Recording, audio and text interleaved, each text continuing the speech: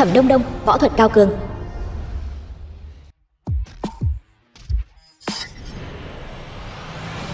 Thẩm Tây Tây, họa sĩ nổi tiếng.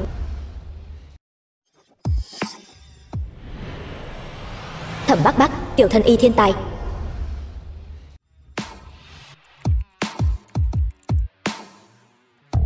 Đại ca, tam muội, tứ đệ, em tìm được cha và mẹ rồi. Thẩm Nam Nam, thiên tài hacker. Cha vậy mà lại là Bắc Thành thủ phủ Mặc Thời Quân. Cái gì? Các đồ nhi, mẹ các con gặp nạn rồi, bây giờ cần các con tự đi cứu. Sư phụ không thể giúp các con được. Nhị đệ, tam muội, tứ đệ, các người xuống núi cần không ít thời gian. Ta đi cứu mẹ trước, rồi quay lại đón các người. Cho các người 3 phút, gọi Mặc Thời Quân ra đây. Nếu không, ta sẽ cho hội sở của các người lập tức phá sản. Đứa con hoang nào đây? Chán sống, dừng tay. Cha, cuối cùng con cũng tìm thấy cha rồi. Cha mau cứu mẹ đi. Con gọi ta là gì? Con là con trai ruột của cha mà. Con tên là Thẩm Đông Đông, mẹ con tên là Thẩm Thanh Nhan. Thẩm Thanh Nhan, cái tên nghe quen tai quá. Đại ca, đứa trẻ này trông rất giống ngài. Không lẽ thật sự là con trai của ngài? Cha, không kịp giải thích nữa rồi. Mẹ gặp nguy hiểm rồi. Cha mau đi cứu mẹ đi.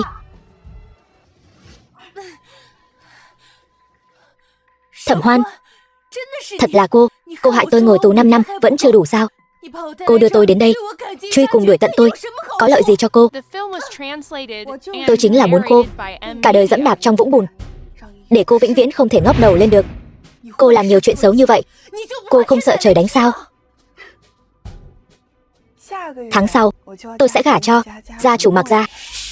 Sau này tôi chính là nhất nhân chi hạ, nữ chủ nhân Mặc gia vạn người kính ngưỡng. Còn cô chỉ có thể cả đời ở đây, để đàn ông mua vui. Ở đây là 50 vạn.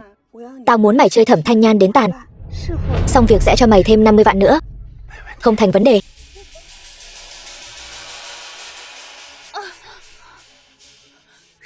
Thẩm Hoan chỉ cho mày 100 vạn, không đáng để mày làm vậy đâu. Nếu mày thả tao ra, tao có thể cho mày 200 vạn. Mày mới ra tù, mày lấy đâu ra tiền? Mày tưởng tao ngu sao? Lại đây nào người đẹp. Còn hét nữa sao? Mặc ra, đưa đi.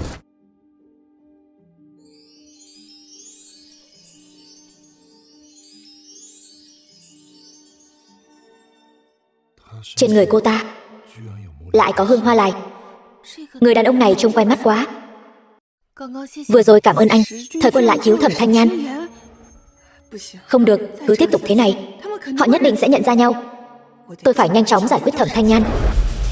Cô điều tra tôi kỹ lưỡng thật đấy. Còn biết tôi thích hương hoa lài nữa. Cái gì? Bao năm nay lợi dụng hương hoa lài tiếp cận tôi phụ nữ nhiều vô số kể. Cô thông minh hơn bọn họ, còn biết lợi dụng con cái để tiếp cận tôi. Anh nói gì vậy? Tôi hoàn toàn không hiểu. Với lại tôi căn bản không quen biết anh.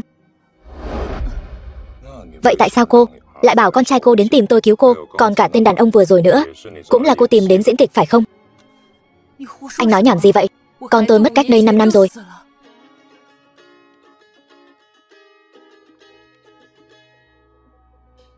Thẩm Thanh Nhan, cút ngay về Thẩm gia, nếu không tôi sẽ đập nát tro cốt của mẹ cô. Cô không được động vào tro cốt của mẹ tôi sẽ không tha cho cô đâu.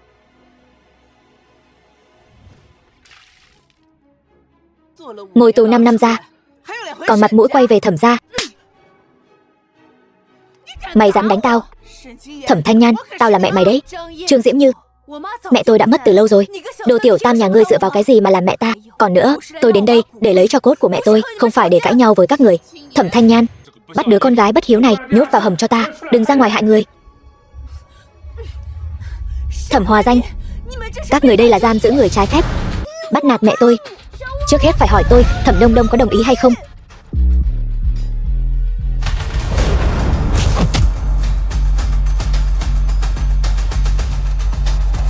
Mẹ đừng sợ, con sẽ bảo vệ mẹ. Nó gọi tôi là mẹ. Được lắm Thẩm Thanh Nhan, mày dám dẫn theo một đứa nhỏ đến đây gây rối. Thẩm Thanh Nhan, cô và đứa nhỏ này lập tức quỳ xuống dập đầu xin lỗi ta. Nếu không, ta sẽ đập nát hũ cốt của mẹ cô ra thành từng mảnh. Đừng. Tôi quỳ. Khoan đã. Là anh. Thời Quân, sao anh lại đến đây? Đương nhiên là tôi gọi cha đến rồi. Cha thấy rồi chứ? Thẩm Hoan là một người phụ nữ xấu xa. Mấy năm trước, mạo danh mẹ tôi còn chưa đủ, bây giờ còn bắt nạt mẹ tôi. Mấy năm trước, Thẩm Hoan, cô thật sự là người mà tôi muốn tìm mấy năm trước sao? Thời Quân, người ở bên cạnh anh đêm đó chính là tôi. Đây chỉ là một đứa trẻ lai lịch không rõ ràng. Lời nó nói không thể tin được một chữ nào.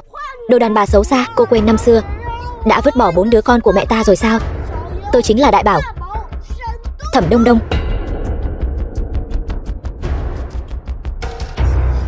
Con thật sự là con của mẹ sao? Đại Bảo của mẹ. Vâng mẹ. Con và các em được trưởng môn Xích Tinh Các nhặt về nuôi lớn. Sư phụ còn dạy con võ công nữa. Thật tốt quá. Con của ta vẫn còn sống. Trời ơi, nếu Thẩm Hoan thật sự vứt bỏ con của Thẩm Thanh Nhan thì thật quá độc ác. Thẩm Hoan lại là người như vậy sao? Thật kinh tởm. Thẩm Hoan, cô còn gì để giải thích nữa không? Thời Quân, nhất định là Thẩm Thanh Nhan đang hãm hại tôi. Cô ta từng ngồi tù, chuyện gì mà không làm ra được. Đứa con hoang này nhất định là do cô ta tìm đến diễn trò. Anh nhất định đừng để cô ta lừa. Vậy sao? Nhưng nhóm máu của đứa trẻ này giống tôi, đều là nhóm máu giờ âm hiếm gặp. Tự mình xem kỹ đi. Còn gì muốn giải thích không? Đồ đàn bà xấu xa không ngờ tới chứ gì. Trước khi tôi và ba đến nhà họ Thẩm, đã đến bệnh viện xét nghiệm máu. Đừng nói nữa. Con trai của Thẩm Thanh Nhan trông rất giống Mạc Gia đấy. Nếu đúng là con trai của Mạc Gia thì người gả vào hào môn chính là Thẩm Thanh Nhan rồi. Giấc mộng hào môn của Thẩm Hoan tan vỡ rồi. Nhưng mà cô ta cũng đáng đời. Ai bảo cô ta tâm địa gian xảo, mạo danh Thẩm Thanh Nhan chứ? Thời Quân, báo cáo này có thể là giả. Nhỡ đâu Thẩm Thanh Nhan và con của cô ta dùng báo cáo giả để lừa anh thì sao? Báo cáo này là do tôi tận mắt chứng kiến làm ra. Nhóm máu thật sự giống nhau. Chẳng lẽ Đông Đông thật sự là con trai của người đàn ông này? Kết quả xét nghiệm ADN đã có rồi. Giọng người này sao nghe quen tai thế nhỉ? Mặc ra, xin mời xem.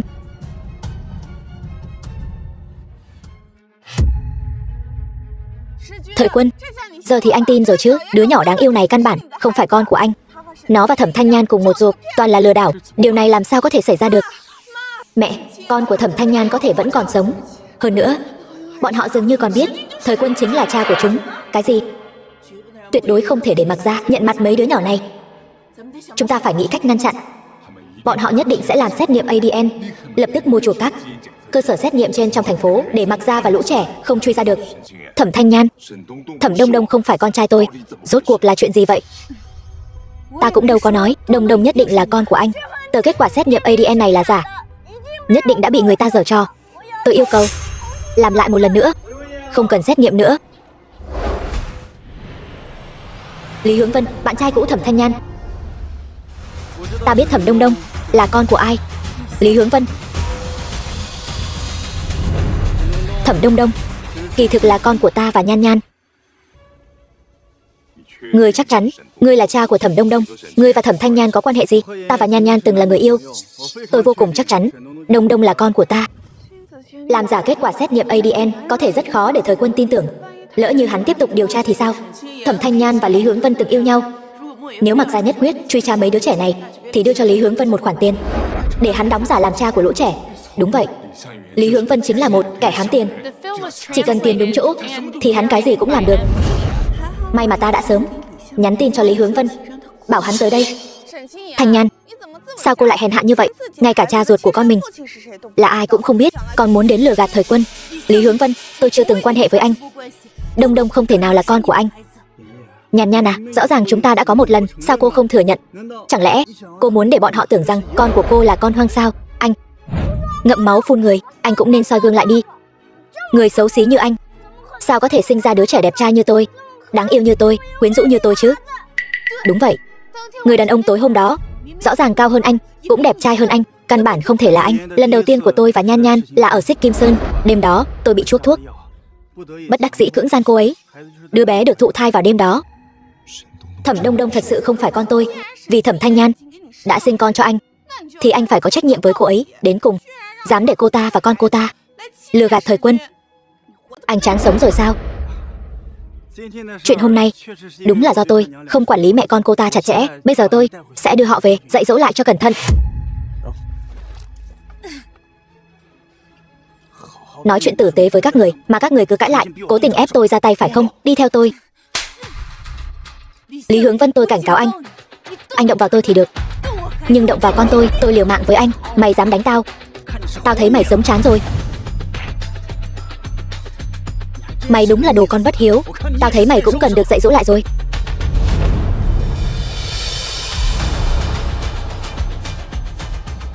Hình như anh không có tư cách đánh Thẩm Thanh Nhan và con cô ấy. Mặc ra tôi chỉ thấy chúng hỗn láo với mọi người, nên muốn dạy dỗ chúng một chút thôi. Sự việc sẽ được điều tra rõ ràng trước khi sự thật được phơi bày.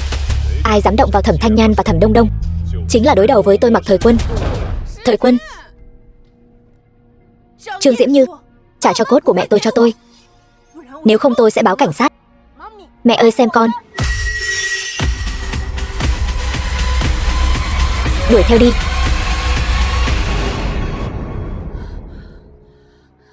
Mẹ đừng sợ, nếu chúng dám đuổi theo, con sẽ đánh cho chúng nằm lăn ra đấy.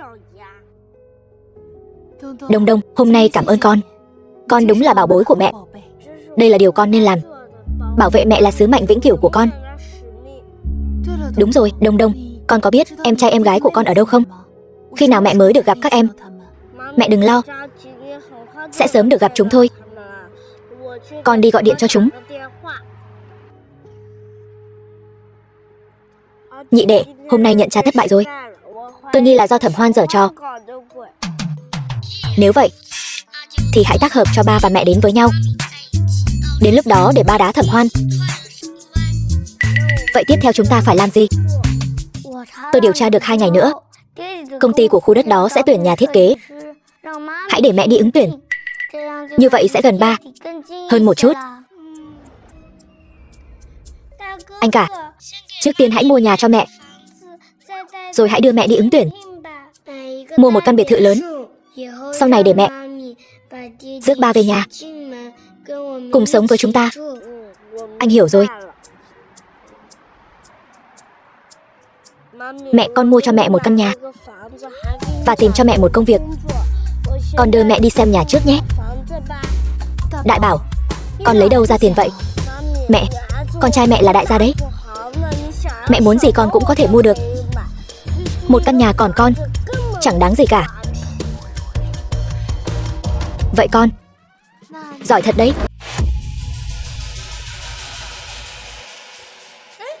Giao Giao, loại rác rưởi này cũng dám đến ứng tuyển vào Mặc thị, cũng không xem lại mình có xứng hay không. Giao Giao, cậu đừng nói chị tôi như vậy. Tuy rằng chị ấy bây giờ xa cơ lỡ vận, nhưng dù sao trước đây cũng từng là một nhà thiết kế ưu tú. Từng ưu tú thì đã sao? Ngồi tù mấy năm ra, không phải cũng là đồ bỏ đi sao? Cho dù tôi là đồ bỏ đi, cũng tốt hơn kẻ ngốc không biết xếp hàng. Cô dám mắng tôi?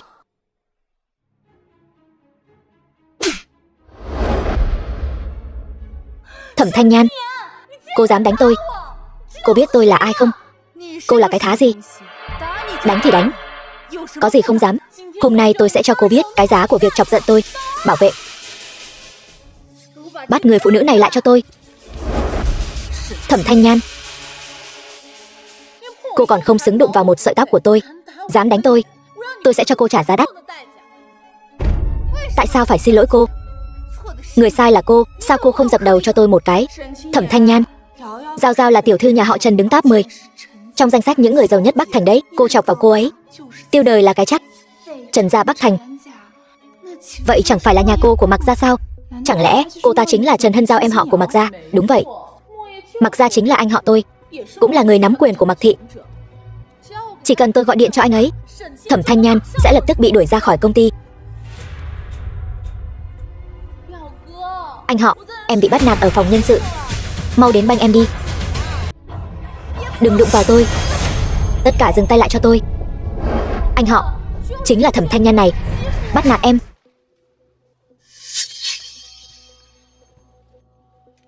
Cô nói Thẩm Thanh Nhan bắt nạt cô. Bắt nạt kiểu gì, Thời Quân? Thẩm Thanh Nhan không chỉ chen hàng mà còn đánh mắng Giao Giao. Giao Giao là tiểu thư cành vàng lá ngọc, sao có thể tùy tiện đánh mắng được? Đúng vậy anh họ. Từ nhỏ đến lớn, ba mẹ chưa từng động tay với tôi. Thẩm Thanh Nhan dựa vào đâu mà đánh tôi? Vậy sao? Nếu các người đều nói là lỗi của Thẩm Thanh Nhan thì đưa ra bằng chứng đi. Chúng tôi nói đều là sự thật. Họ đều nhìn thấy, đều có thể làm chứng. Đúng vậy, chính là Thẩm Thanh Nhan đánh Trần tiểu thư trước, còn muốn Trần tiểu thư quỳ lại cô ta. Chúng ta có thủ oán gì sao? Tại sao cô lại giúp họ vu oan giá họa cho tôi? Tôi nói đều là sự thật, nhưng khi tôi đến lại thấy các người đang ép Thẩm Thanh Nhan quỳ xuống. Thẩm Hoan tiểu thư chỉ là muốn giúp Trần tiểu thư xả giận nên mới muốn trừng phạt Thẩm Thanh Nhan. Những người này thật là vô phương cứu chữa. Thẩm Thanh Nhan có bắt nạt Trần Hân Giao hay không? Không phải các người nói là được. Lâm Quy, kiểm tra camera giám sát. Vâng lão đại. Đừng kiểm tra camera nữa, tôi có bằng chứng chứng minh mẹ tôi bị oan. Mẹ, con là Nhị Bảo, Thẩm Nam Nam của mẹ. Nhị Bảo, mẹ cuối cùng cũng gặp được con rồi. Chú Mặc là Thẩm Hoan và Trần Hân Giao vẫn luôn nhắm vào mẹ con. Không tin thì xem đi.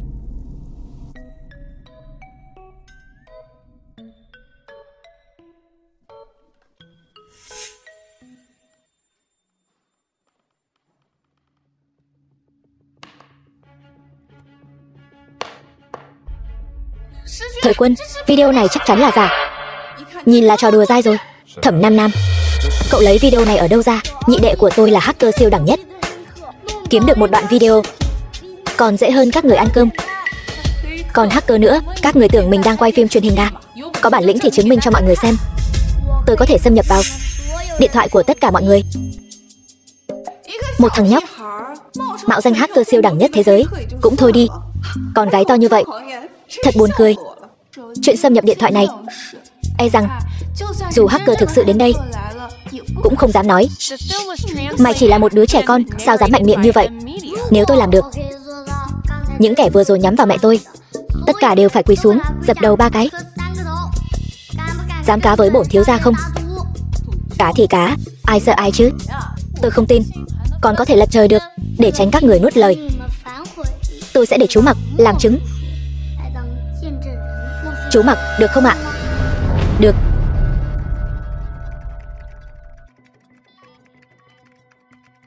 Thẩm Thanh Nhan, mau cút xéo với con mày đi, đừng để đến lúc mất hết mặt mũi. Tôi tin tưởng con trai tôi, nó đã tự tin như vậy thì nhất định làm được, không cần cô lo.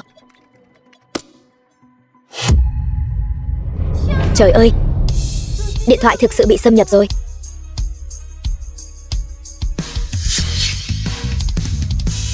Bây giờ điện thoại của các người đã hoàn toàn bị tôi khống chế. Mau quỳ xuống cho mẹ tôi. Chú Mặc, họ đã hứa sẽ quỳ lại mẹ, nhưng bây giờ ai cũng nuốt lời. Chú phải đòi lại công bằng cho mẹ. Chú Mặc, mau dùng uy lực của chú trấn áp bọn họ, bắt họ xin lỗi mẹ. Bắt những kẻ vừa mắng Thẩm Thanh Nhan ấn xuống đất, dập đầu 3 cái rồi mới thả đi.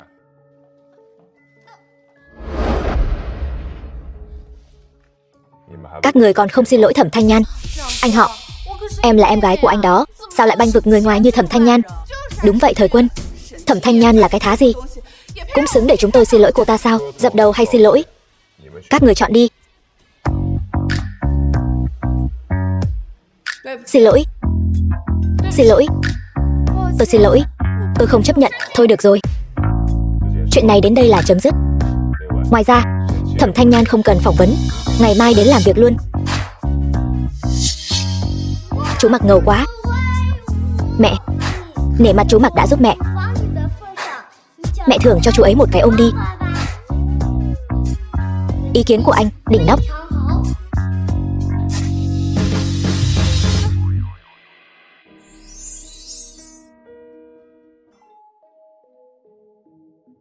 Đây là tóc của mấy đứa nhỏ này và của tôi. Hãy làm xét nghiệm ADN. Hiểu rồi. Đồ vô dụng như cô mà cũng dám đến buổi đấu giá cao cấp thế này, thật là mặt dày mày dạn. Loại hạ đẳng như các người cũng có thể đến đây, tại sao tôi lại không thể đến? Thẩm Thanh Nhan, đây là buổi đấu giá do một đại gia bí ẩn tổ chức. Đồ rác rưởi như cô e là còn không có tư cách bước vào phòng đấu giá. Tôi có tư cách hay không, không phải do cô quyết định. Tôi đã đến đây rồi, tôi nhất định có thể vào được. Vậy thì cô vào đi, cho chúng tôi xem nào. Tôi sẽ đưa cô ấy vào.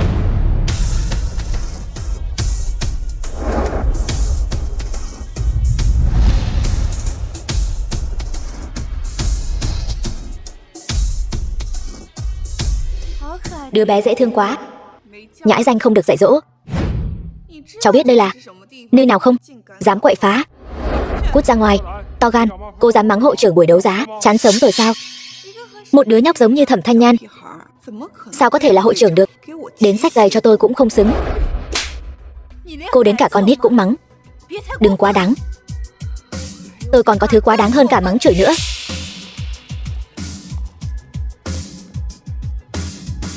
Thẩm Hoan, cô đang làm gì vậy? Thời Quân. Thẩm Thanh Nhan dẫn theo đứa bé này mạo nhận là hội trưởng buổi đấu giá. Anh phải dạy dỗ cô ta cho tốt. Anh mau dạy dỗ bọn họ đi. Nó là con gái của Thẩm Thanh Nhan. Sao cô biết đứa bé này mạo nhận là hội trưởng? Anh xem, nó mặc đồ chợ, vừa nhìn là biết xuất thân từ gia đình không ra gì. Làm sao có thể là hội trưởng được? Thẩm Thanh Nhan, nếu cô biết điều thì mau chóng dẫn đứa nhỏ này cút đi. Nếu không đợi lát nữa hội trưởng đến thì các người đẹp mặt. Phải đó, đứa nhóc này e là còn chẳng có cả thư mời đâu nhỉ. Làm sao có thể là hội trưởng được? Chuyện này còn chưa đến lượt các người lo đâu. Các người có tin hay không, tôi chỉ cần một cú điện thoại là sẽ có người mời tôi vào. Bạn nhỏ, tuy cháu rất ngầu, nhưng khoác lác như vậy có hơi quá không? Dì xinh đẹp, dì cứ chờ xem cháu sẽ xử lý bọn họ thế nào nhé. Thẩm Thanh Nhan, tôi cứ tưởng cô đã đủ chảnh rồi, không ngờ đứa nhỏ này còn chảnh hơn cả cô. Đúng vậy, nếu nhóc thực sự là hội trưởng, tôi sẽ gọi cháu một tiếng tổ tông. Được, đây là cô nói đấy. Tứ Bảo, mau dẫn mấy người đến sảnh khách sạn đón chị. Diễn cũng khá giống đấy.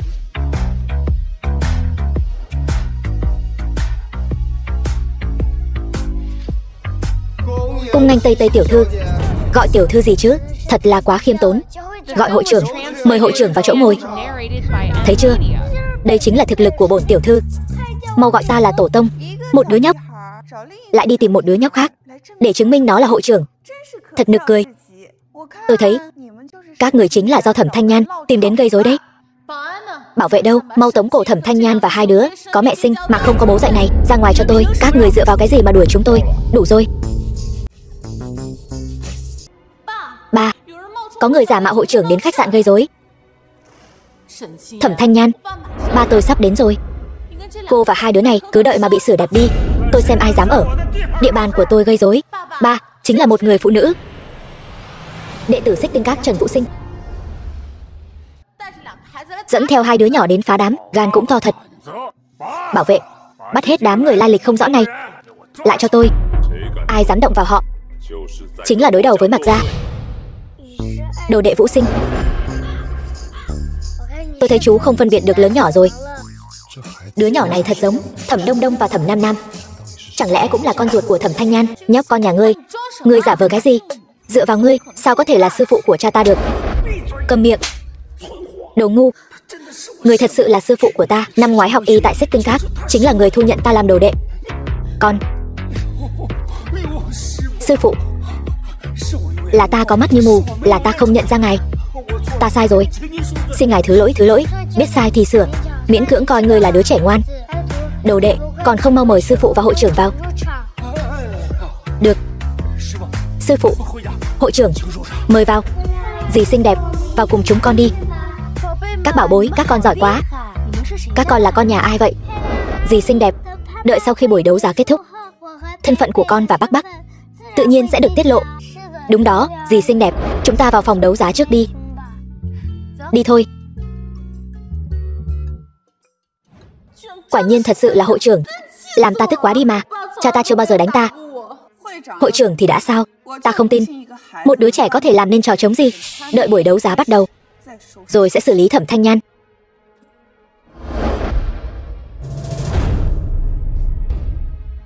Buổi đấu giá nghệ thuật di sản phi vật thể đầu tiên của Bắc Thành chính thức bắt đầu.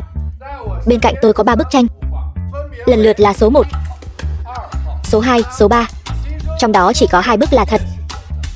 Mời mọi người theo thứ tự đấu giá bức tranh mà mình muốn. Bắt đầu đấu giá. Thẩm Thanh Nhan, cô muốn mua số mấy? Tôi quên mất. Số nào cô cũng không mua nổi đâu.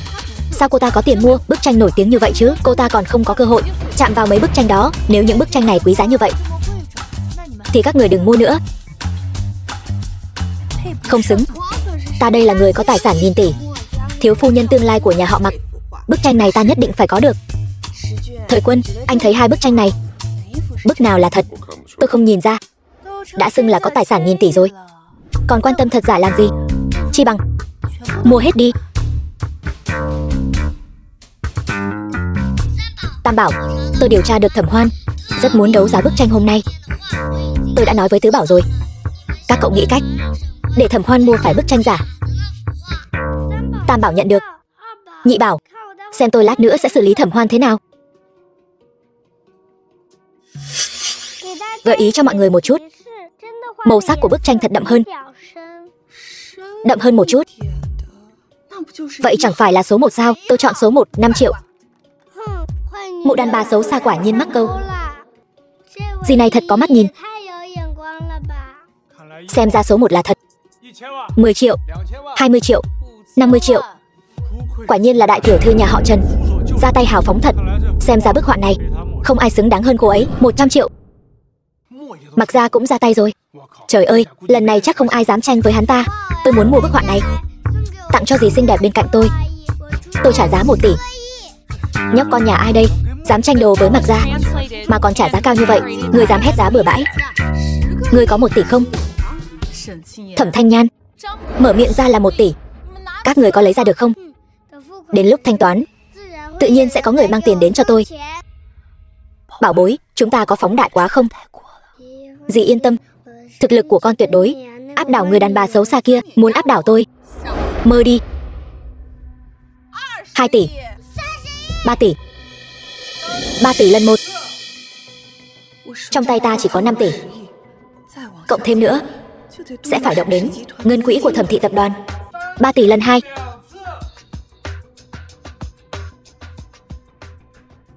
3 tỷ lần 5 tỷ. Để gà vào Mặc Gia, ta nhất định phải có được bức họa này. 5 tỷ lần 1, 5 tỷ lần 2, 5 tỷ lần 3. Chốt. Chúc mừng dì xấu xa có được bức họa số 1. Mụ đàn bà xấu xa, ta sẽ cho cô nếm mùi đau khổ. Thẩm Thanh Nhan, hãy nhìn cho kỹ. Đây mới là thực lực, chứ không phải như cô dắt con đi ra ngoài khoác lác. Thời Quân, em muốn tặng bức tranh này cho bà nội. Tùy cô, tiếp tục bán các bức tranh còn lại. Dì mua bức số 2 đi. Hét giá 2 tỷ. Sao ngươi lại bắt đầu giả vờ rồi? 2 tỷ, ngươi lấy ra được không? Ta từ xa đã nghe thấy có người nói đồ đệ ta là phế vật. Chán sống rồi sao? Đây là người đàn ông lần trước đem giấy giám định đến Thẩm gia. Hắn ta và Thẩm Thanh Nhan có quan hệ gì? Mặc đồ hiệu trợ vào phòng đấu giá cao cấp thế này, người chắc không phải là thứ đàn ông rác rưởi mà Thẩm Thanh Nhan tìm đến đó chứ? Sao người biết sư phụ của nhóc này không có 2 tỷ chứ? Có bản lĩnh thì bảo hắn ta lấy 2 tỷ ra cho mọi người xem đi. Nếu tôi có thể lấy ra 2 tỷ, hai người các người tự tát mình 5 cái bạt tai. Mở miệng ra là 2 tỷ, lấy ra được không? Các người cứ nói đi, có dám cá với tôi không? Cá thì cá, tôi chắc chắn các người không lấy ra được. Sư phụ đưa chi phiếu cho họ xem. Tôi thấy chi phiếu này cũng là giả. Một đứa trẻ sao có thể có nhiều tiền như vậy? Cho dù là sư phụ của nó cũng tuyệt đối không thể nào lấy ra nhiều tiền như vậy được, vì mọi người đều nói chi phiếu là giả. Vậy thì để vị thúc thúc này đến phân biệt một chút. Được. Biểu ca, em thấy anh không cần xem đâu. Mấy tên nhà quê này đừng nói là 2 tỷ, 10.000 tệ cũng không lấy ra được. Chi phiếu là thật. Sao có thể? Thời Quân, anh có nhìn nhầm không? Cô đang nghi ngờ tôi sao? Bây giờ các người có thể tát vào mặt mình rồi. 5 cái, không được thiếu cái nào. Thời Quân, các người lại đi cá cược với một đứa trẻ, thôi thì phải nhận. Tát đi. Nếu các người không muốn tự tát, tôi sẽ giúp các người. Thẩm Thanh Nhan, cô dám đánh tôi? Vừa vào cửa, cô đã nhắm vào tôi và mấy đứa nhóc. Tôi đã sớm muốn đánh các cô rồi. Cô không có tư cách này. Phiền các người giúp tôi giữ. Thẩm Hoan và Trần Hân giao lại, tôi phải tắt nốt 4 cái tát còn lại. Tôi. Trợ lý Mặc Thời Quân, Lâm Quy. Có thích hợp không? Lâm trợ lý, tôi thấy anh làm được. Anh giúp tôi. Đặc biệt thích hợp.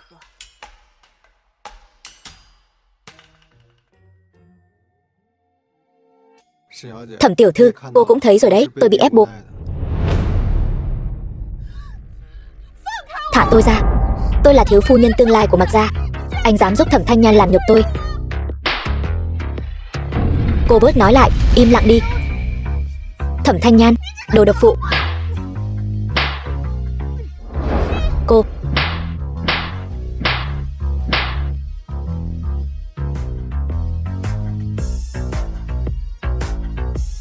Thẩm Thanh Nhan, tôi đường đường là đại tiểu thư Trần gia, từ nhỏ được nâng niu như sao trên trời, tất cả mọi người đều coi tôi là trung tâm.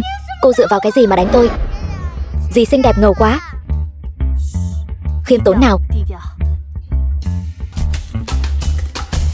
Biểu ca, vừa rồi anh rõ ràng có thể ngăn cản Thẩm Thanh Nhan, sao anh lại giúp cô ta?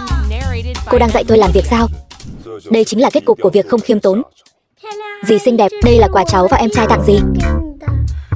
Cảm ơn bảo bối, dì rất thích. Hai đứa trẻ này thật lợi hại. Bức tranh 2 tỷ nói tặng là tặng. Thật ghen tị với Thẩm Thanh Nhan. Thẩm Thanh Nhan số thật tốt, không giống Thẩm Hoan này, chỉ bị đánh thôi.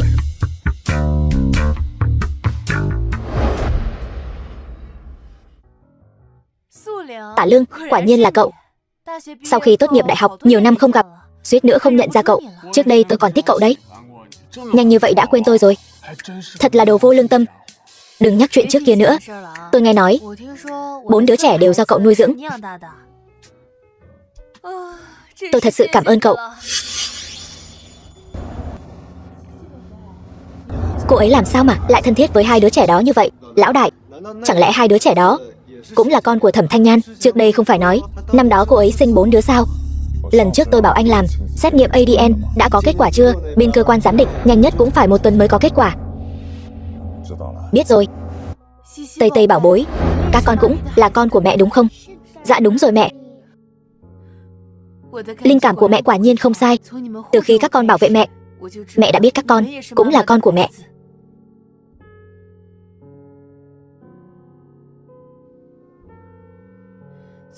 Tạ Lương, tôi có thể hỏi một chút, năm đó anh ở đâu mà nhặt được chúng vậy? Năm đó, Thẩm Hoan bỏ chúng trên núi. Khi tôi lên núi tuần tra, vô tình phát hiện, liền mang chúng về nuôi. Tôi cũng là sau này mới biết, những đứa trẻ này lại là con của cô.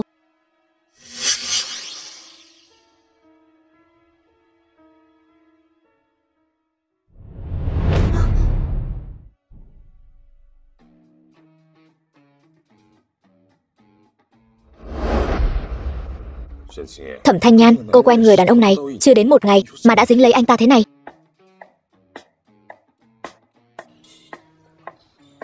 Tả Lương, sao lại là anh? Anh ngạc nhiên làm gì? Hai người quen nhau sao? Tôi và Thời Quân là anh em cùng lớn lên từ nhỏ. Bất kể quan hệ của chúng tôi là gì, anh cũng phải tránh xa Thẩm Thanh Nhan ra. Con của Thanh Nhan là do tôi nuôi lớn. Vậy anh có quan hệ gì với cô ấy? Làm gì cho cô ấy rồi? Lại có tư cách gì mà nói như vậy? Cho dù bọn trẻ là do anh nuôi lớn, nhưng từ nhỏ đến lớn, bên cạnh anh chưa bao giờ thiếu phụ nữ. Thẩm Thanh Nhan không hợp với anh, bên cạnh anh chẳng phải cũng luôn có Thẩm Hoan sao? Hai ba đừng cãi nhau nữa. Mẹ, 3 người sống thật tốt mới là điều quan trọng nhất. Trẻ con nói năng bừa bãi. Thẩm Thanh Nhan, hôm nay cô làm tôi mất mặt trước nhiều người như vậy. Tôi sẽ không tha cho cô đâu. Lý Hướng Vân, tôi muốn anh giúp tôi giải quyết Thẩm Thanh Nhan. Điều kiện tùy anh đặt ra. Sảng khoái. Tối nay cô nghĩ cách đưa Thẩm Thanh Nhan đến karaoke.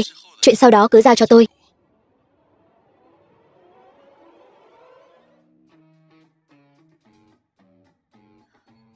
Đông Đông và Nam Nam đâu?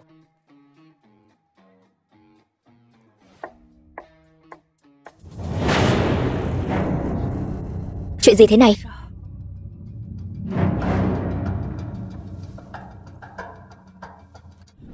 Thẩm Hoan, cô nói với Lý Hướng Vân Nếu hắn dám động đến con tôi sẽ lấy mạng hắn.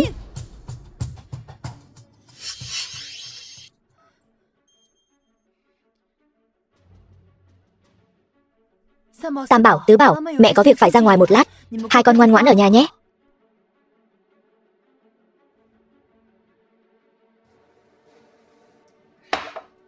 Lý ca, không phải nói giới thiệu cho anh em một tuyệt thế mỹ nữa sao? Chẳng thấy người đâu cả. Phải đó. Lý Hướng Vân, anh đưa con tôi đi đâu rồi? Thẩm Thanh Nhan muốn biết tung tích của con cô. Cứ uống cạn ly rượu này đi, nếu không thì...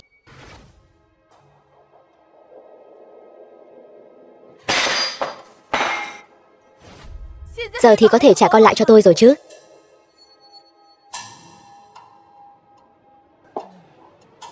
Đừng có ngã đấy. Lý Hướng Vân, người dám hạ dược ta. Thẩm Thanh Nhan, lần này cuối cùng ta cũng có được nàng rồi.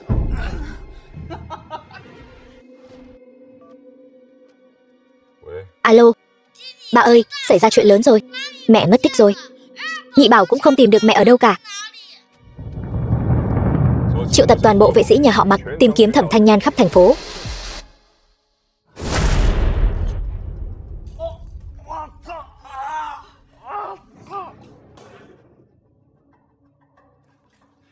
Còn ngây ra đó làm gì? Bắt cô ta lại cho ta. Lão đại, Thẩm Thanh Nhan ở kia. Thẩm Thanh Nhan, đứng lại đó cho ta. Đứng lại. Thẩm Thanh Nhan, khuya rồi cô đến đây làm gì? Cứu tôi với. Mặc ra, sao ngài lại ở đây? Lý Hướng Vân, người đã làm gì Thẩm Thanh Nhan? Chúng tôi là người yêu, đang chơi nhập vai thôi. Tôi đưa cô ấy về đây. Đi thôi. Người đâu? Đánh gãy chân Lý Hướng Vân. Mặc ra đừng làm vậy. Mặc ra, tôi biết lỗi rồi. Mặc ra, tôi biết lỗi rồi. Xin ngài rủ lòng thương tha cho tôi. Đưa tôi về. Tôi muốn tìm con tôi. Lý Hướng Vân còn hạ dược cô ấy nữa.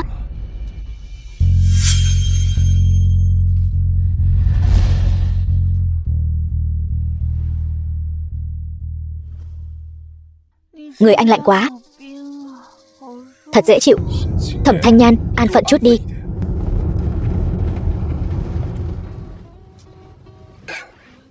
Này Thẩm Thanh Nhan, nhìn cho rõ tôi là ai. Mặc tiên sinh, làm ơn để tôi được mát mẻ chút đi.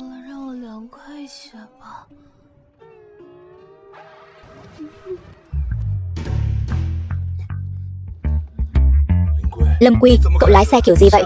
Tháng sau trừ nửa lương cho tôi. Lão đại, đã trừ lương rồi thì tôi muốn lái kiểu gì thì lái chứ.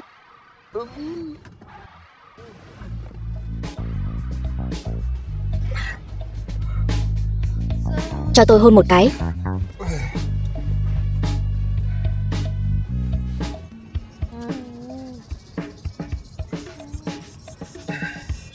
Thẩm Thanh Nhan, cô còn như vậy nữa, tôi ném cô xuống xe đấy. Lão đại, Thẩm tiểu thư lúc thần trí không tỉnh táo, có phải thú vị hơn lúc bình thường không? Còn nói nữa thì cậu cũng xuống xe đi.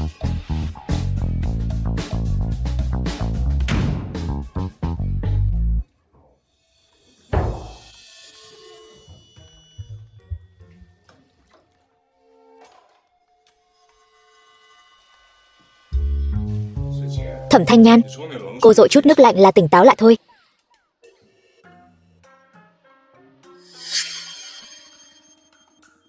Mất nước rồi.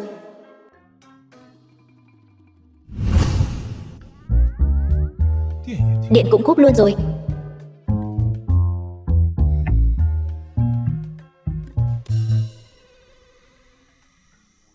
Xong rồi.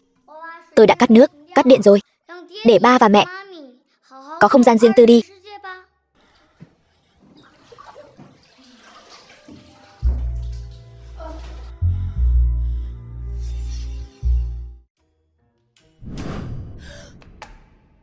Sao anh lại ở nhà tôi?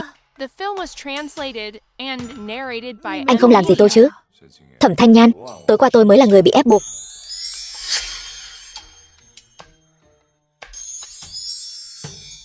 Anh ta nói hình như là thật. Vậy tôi không làm gì anh chứ? Tôi sẽ không chịu trách nhiệm với anh đâu. Yên tâm, tối qua không có chuyện gì xảy ra cả. Lão đại, tiệc mừng thọ của lão phu nhân sắp bắt đầu rồi. Được, tôi biết rồi. Tôi sẽ quay về ngay. Đúng rồi, video Lý Hướng Vân bắt cóc Thẩm Nam Nam là giả đấy. Tối qua, tôi đã cho Lâm Quy điều tra rồi. Hóa ra là Thẩm Hoan và Lý Hướng Vân lừa mình đến đó. Mẹ ơi, mẹ mau dậy trang điểm đi. Chúng con đưa mẹ đi dự tiệc. Tiệc gì?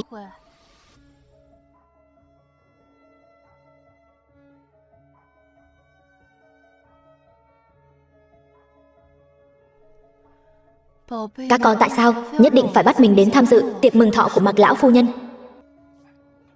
Thẩm Thanh Nhan, cô thật sự rất giỏi.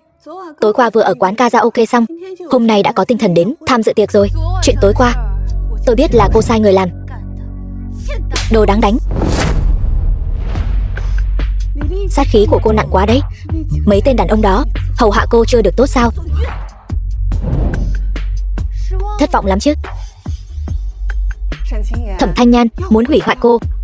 Cô tưởng chỉ dựa vào Lý Hướng Vân thôi sao? Tôi có nhiều cách lắm. Đánh người rồi. Đánh người rồi. Là ai đưa con đàn bà điên này đến Mạc gia, để cô ta ở chỗ Mạc gia phát điên đánh người vậy? Hoan Hoan, có chuyện gì vậy? Giao Giao, tôi cũng không biết chuyện gì nữa. Cô ta vừa xông vào đã đấm đá tôi túi bụi.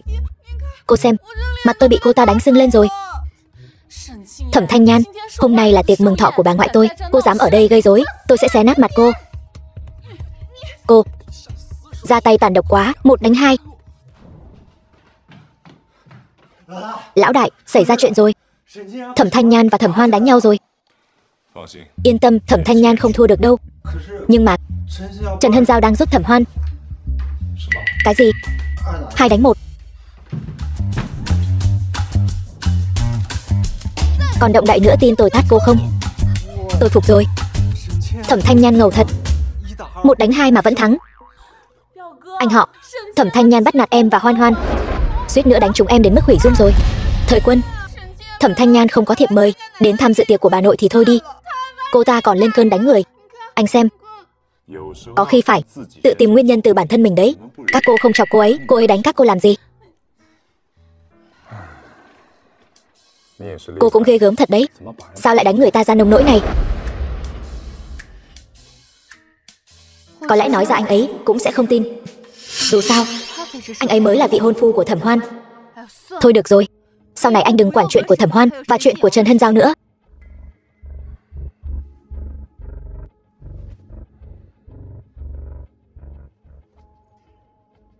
Cô dẫn 3 người họ đi sửa soạn một chút. 3 vị tiểu thư mời đi theo tôi.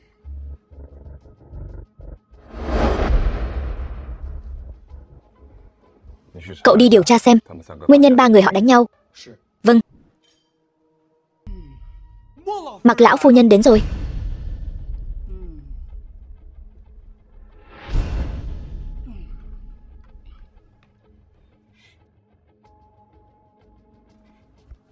Bà nội, bà đến rồi.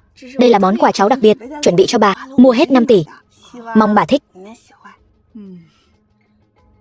Hoan Hoan có lòng rồi. Nếu ta không nhìn lầm thì bức tranh này hẳn là tranh thật của đại sư Tây Nhan.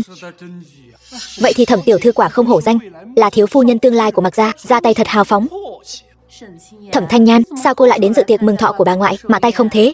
Qua mọi người tặng đều là những thứ vô giá, cứ chọn đại một món cũng là thứ mà Thẩm Thanh Nhan cả đời cũng không kiếm được.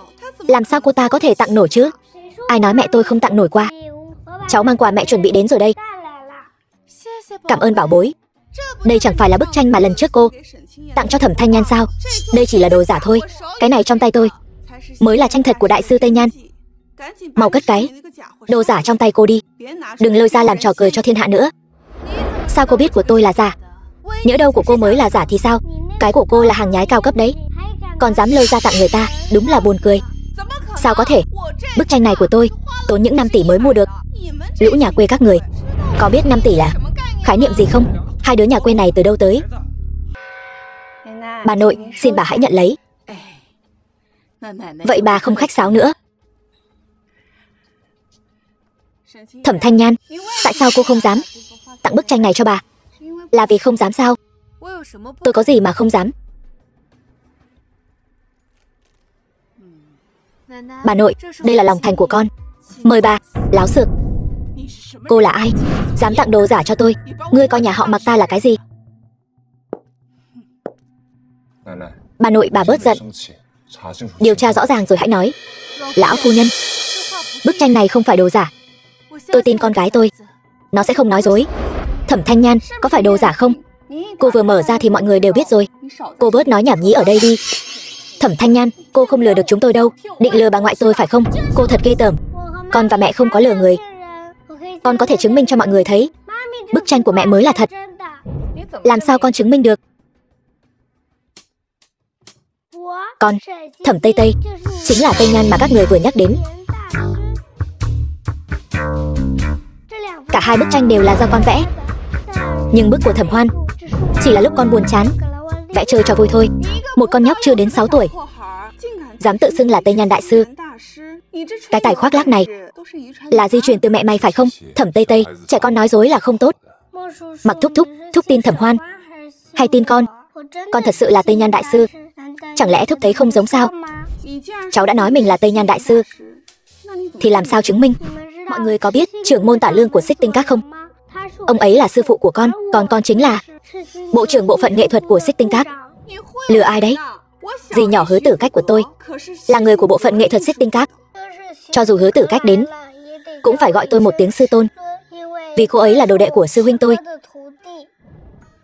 Ba bảo bối của tôi, ngầu quá đi. Nhóc con này thật lợi hại. Cháu dám tự xưng là sư tôn của dì nhỏ tôi. Tôi sẽ bảo dì ấy đến dạy dỗ các người. Dì nhỏ tôi sẽ đến ngay.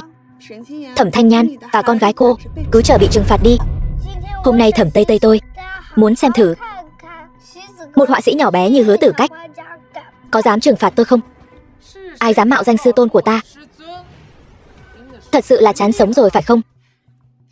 Dì nhỏ, Thẩm Thanh Nhan lại dám nói con của cô ta là sư tôn của dì. Trẻ con phạm lỗi. Đệ tử Xích Tinh Các Hứa Tử Cách, người lớn cùng tội, vậy thì để ngươi thay con của ngươi nhận lấy bài học. Vô lễ. Ở địa bàn của Mạc gia cũng dám làm càn. Người đâu, ném người đàn bà này ra ngoài. Khoan đã, ngươi nghĩ ta dễ bắt nạt lắm phải không? Mẹ ơi, đánh cô ta mạnh vào. Ngươi, Hứa Tử Cách láo xược, ngay cả sư tôn của ngươi cũng không nhận ra, còn dám đánh sư mẫu của ngươi. Mau xin lỗi sư mẫu ngươi ngay. Sắp tiêu đời đến nơi rồi mà còn giả vờ. Thẩm Thanh Nhan, cô mau xin lỗi dì nhỏ tôi ngay. Nếu không, tôi sẽ cho con của cô lên núi cho chó hoang ăn thịt. Ai cho phép các cô nói chuyện với sư tôn và sư mẫu như vậy? Dì nhỏ, gì chứ? Thật sự là sư tôn của dì.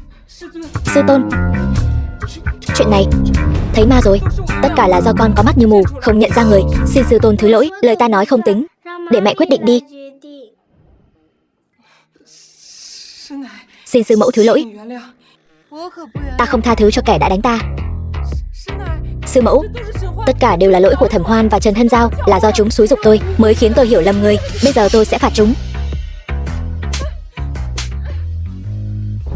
Hai đứa ngu ngốc các ngươi còn không mau xin lỗi sư tôn và sư mẫu. Nếu không ta không tha cho các ngươi đâu. Tại sao phải xin lỗi Thẩm Thanh Nhan? Cô ta dùng tranh giả lừa bà nội, chẳng lẽ không nên dạy dỗ sao? Đúng vậy. Bắt tôi xin lỗi loại rác rưởi này, thả lấy mạng tôi luôn đi. Tất cả im miệng cho ta. Bức tranh sư mẫu tặng là tranh thật của sư tôn Tây Nhan. Ngươi dám nghi ngờ sư tôn?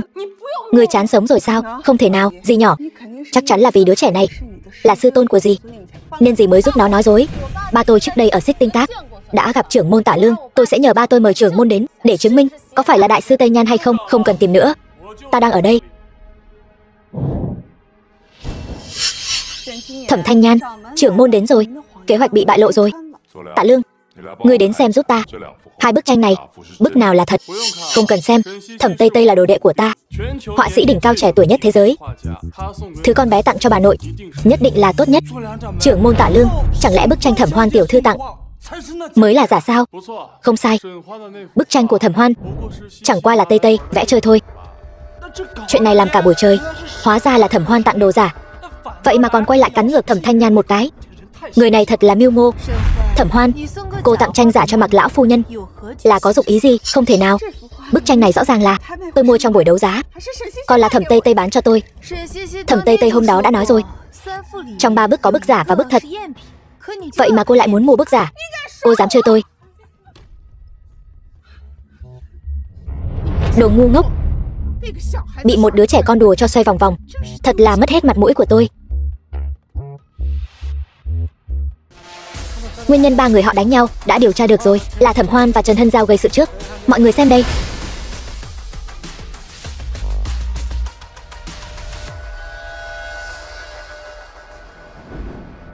Thẩm Hoan, đây chính là cái cô nói Thẩm Thanh Nhan bắt nạt cô sao? Không ngờ thật sự là Thẩm Hoan và Trần Hân Giao gây sự trước, còn đảo ngược trắng đen. Thật ghê tởm, thật đê tiện, dùng thủ đoạn hèn hạ như vậy. Đúng, là chúng tôi gây sự trước. Sao nào? Tôi chính là thấy khó chịu với Thẩm Thanh Nhan. Tôi không chỉ muốn bắt nạt cô ta, tôi còn muốn đánh cô ta nữa.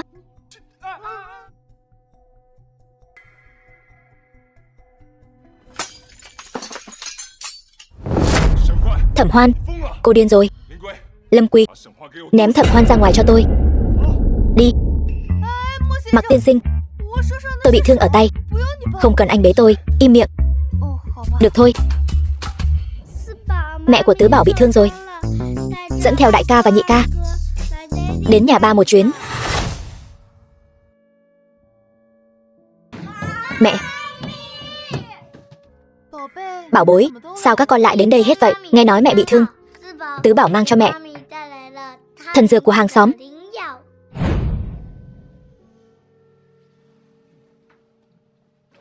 Ba, mẹ bị thương rồi, không thể tự bôi thuốc được. Ba có thể giúp mẹ một chút không? Giờ con đã nói vậy rồi. Thẩm tiểu thư, phối hợp một chút. Thẩm Bắc Bắc, con làm quá lên rồi đó. Mẹ vẫn còn một tay mà. Ba, mẹ bị chảy máu rồi, tối nay không về nhà được. Có thể ở lại nhà ba thêm một đêm nữa không? Nhưng mẹ ơi, tối nào cũng phải tắm. Tối nay tay mẹ bị thương, không tắm được nữa rồi. Vậy thì chỉ có thể làm phiền ba tắm cho mẹ thôi. Các con còn nói hưu nói vượn nữa. Cẩn thận mẹ đánh các con đó. Không tin. Mẹ, giờ mẹ yếu ớt không thể tự lo được, cần ba chăm sóc mẹ. Đừng đánh con, để anh tắm cho em.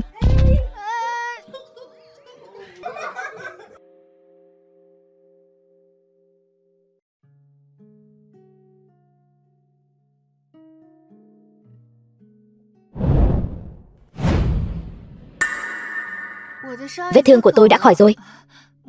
Mặc tiên sinh, tôi có thể tự mình tắm, nhưng bọn trẻ nói muốn anh giúp em tắm. Giấu bớt hình hoa. Anh là ai? Anh muốn làm gì? Cứu tôi với, ta sẽ chịu trách nhiệm với cô. Anh, sao cứ nhìn tôi như vậy?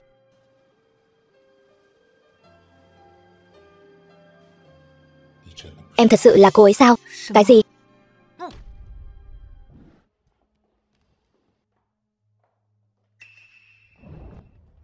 Thẩm Thanh Nhan, sao cô cũng ở đây? Tôi cảnh cáo cô, anh ấy là của tôi, cô đừng hòng cướp anh ấy khỏi tôi. Cô sợ tôi cướp anh ấy đi vậy sao? Chẳng lẽ cô không tự tin vào bản thân sao? Anh ấy sẽ không cưới cô đâu. Cô nói bậy bạ gì đó.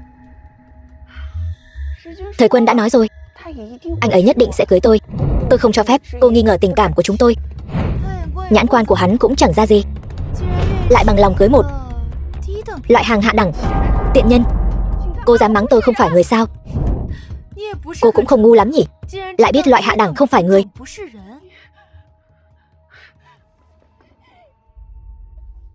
Dừng tay. Mặc ra không phải nơi cô dương oai. Cô đến làm gì? Thời Quân, em đến vì chuyện hôm qua. Em muốn xin lỗi anh, nhưng sao Thẩm Thanh Nhan cũng ở đây? Không liên quan đến cô. Còn nữa, sau này đừng đến Mặc Gia nữa. Đi ra ngoài. Thời Quân, sao anh có thể đối xử với em như vậy? Anh quên lúc trước đã hứa với em rồi sao? Có lẽ lời hứa năm xưa đã trao nhầm người. Thẩm Thanh Nhan, tôi sẽ không bỏ qua đâu.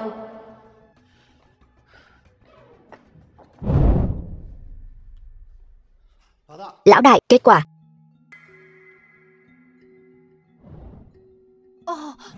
Mọi người cứ nói chuyện. Kết quả xét nghiệm ADN lần trước đã có rồi. Khi nào thì đi lấy ngay lập tức. Đúng rồi, điều tra lại chuyện mấy năm trước. Tôi nghi ngờ Thẩm Thanh Nhan mới là người tôi vẫn luôn tìm kiếm. Hóa ra Thời Quân vẫn luôn điều tra chuyện này. Không được, mình không thể để anh ấy biết là mình mạo danh Thẩm Thanh Nhan. Nếu không, mình và nhà họ Thẩm đều tiêu đời. Bà nội, sao cô lại đến đây? Còn thấy chưa đủ mất mặt sao? Nhà họ Mặc chúng tôi không hoan nghênh cô. Cút ngay cho tôi. Bà nội, cháu biết bà không thích cháu, nhưng dù cháu có tệ hại đến đâu cũng hơn cái đứa đã sinh ra đứa con hoang Thẩm Thanh Nhan đó. Ý này là sao? Thời Quân đưa Thẩm Thanh Nhan và con của cô ta về nhà họ Mặc rồi. Tối qua, cô ta và con của cô ta ngủ ngay tại đó. Tuyệt đối không cho phép Thời Quân ở cùng loại đàn bà này. Đi thôi.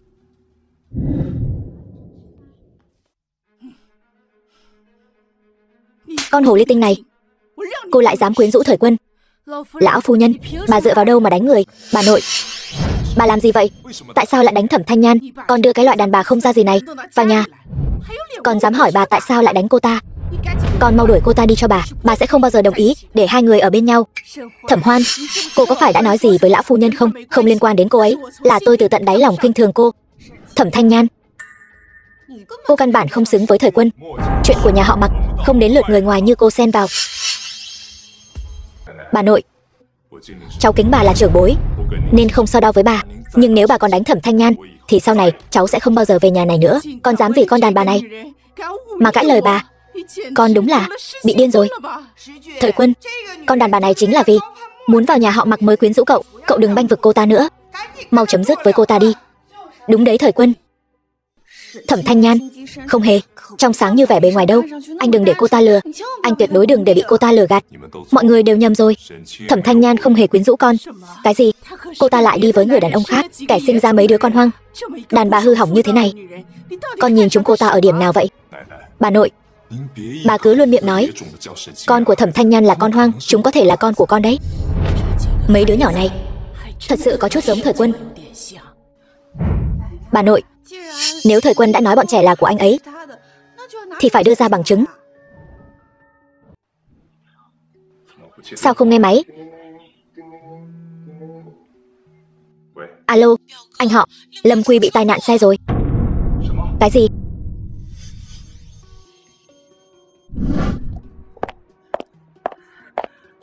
Alo, Lý Hướng Vân. Mặc Gia bảo Lâm Quy đến bệnh viện lấy kết quả xét nghiệm ADN. Anh mau giúp tôi ngăn cậu ta lại. Thẩm Thanh Nhan hại tôi bị Mặc Gia đánh gãy một chân. Tôi sẽ không để gia đình các người đoàn tụ đâu. Không ngờ lại gặp Lâm Quy ở đây. Xem ra ông trời đang giúp chúng ta.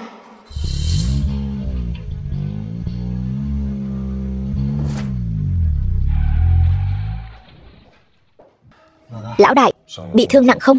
Cũng tạm. Suýt nữa thì mất mạng rồi. May mà Trần tiểu thư đi ngang qua cứu tôi. Nếu không lão đại có thể sẽ không gặp được tôi lần cuối. Anh họ, Lâm Quy là người cẩn thận như vậy, không thể tự nhiên xảy ra tai nạn xe được. Anh phải điều tra cho kỹ. Con ngốc Trần Hân Giao này. Lâm trợ lý, anh có biết ai là người đụng anh không? Chuyện này nói ra cũng kỳ lạ. Camera giám sát hiện trường vụ tai nạn xe, đúng lúc bị hỏng, xe tới quá bất ngờ. Tôi cũng không nhìn rõ là ai. Ngoài camera bị hỏng, còn gì mà cậu thấy khả nghi không? Có. Báo cáo giám định quan hệ cha con bị mất, tôi nghi ngờ chính là kẻ tông tôi lấy đi. Không cần nghi ngờ, chắc chắn là vậy. Nhưng mà kẻ đó tại sao lại lấy đi giám định quan hệ cha con chứ? Hơn nữa hiện trường vụ việc lại không có camera giám sát, điều tra cũng không ra. Ai nói điều tra không ra? Con có thể khôi phục camera giám sát. Cái nhóc con này bày đặt ra vẻ ta đây.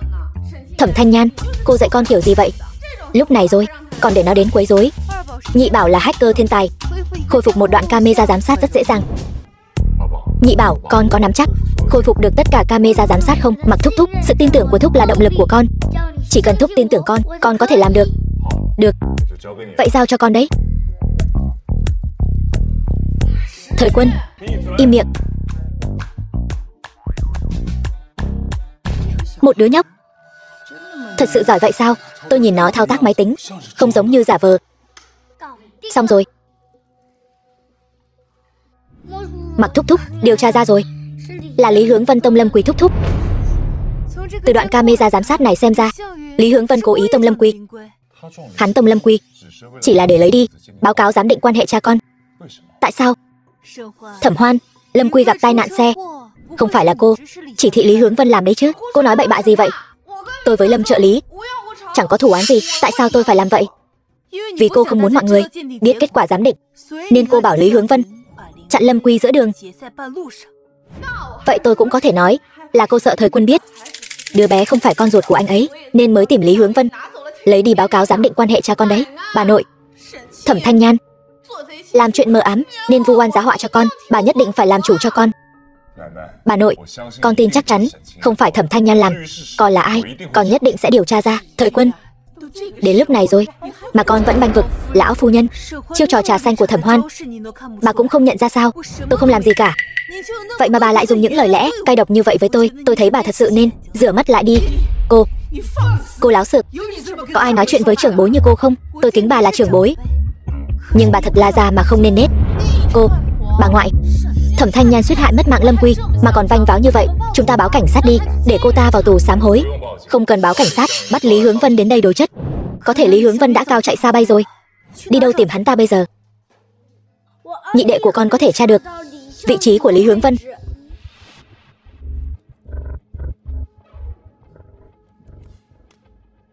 Mặc Thúc Thúc, Lý Hướng Vân chạy đến Lý Gia Thôn rồi. Lý Gia Thôn, đó là cái nơi khỉ ho có gáy. Cho dù dùng trực thăng đi đưa Lý Hướng Vân về, ít nhất cũng mất vài tiếng đồng hồ. Con là đệ tử có võ công mạnh nhất của Xích Tinh Các, việc bắt Lý Hướng Vân cứ giao cho con. Ngươi khoác lác cái gì vậy?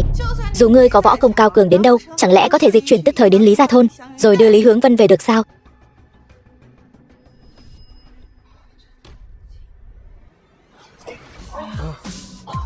Chút dịch chuyển tức thời làm sao làm khó được ta? Đại bảo giỏi quá. Lý Hướng Vân, ai sai khiến ngươi tông Lâm Quý và lấy trộm giấy xét nghiệm ADN? Mặc ra, tôi nói, ngài hãy thả tôi ra trước. Thả tôi ra.